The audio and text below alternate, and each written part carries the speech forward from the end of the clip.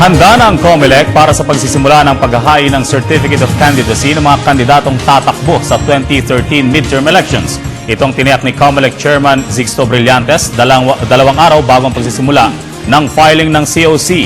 May report si Noel Perfecto. Kinumpirma ni COMELEC Chair Sixto Brillantes na wala nang anumang sagabal pa na magpapabalam o magpapatigil sa pagpapatupad ng paghain o sumite ng mga certificates of candidacies ng mga nais kumandidato sa darating na lokal at nasyonal na kauna-unahang automated at computerized elections sa 2013.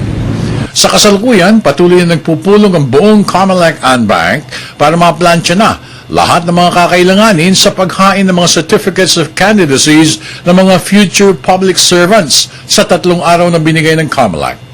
Sa Lunes ang simula ng paghain ng mga COCs nationwide ng mga kakandidato para sa iba't ibang positions kaugnay ng midterm elections para sa senador, congressman, governors, mayors at vice mayors, kasama na rin ang mga councilors ng mga ito.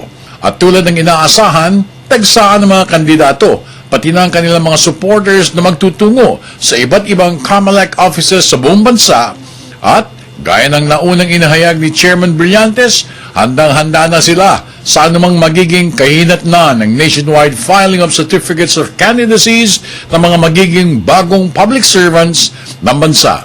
Para sa Telebisyon ng Bayan, ako naman si Noel Perfecto.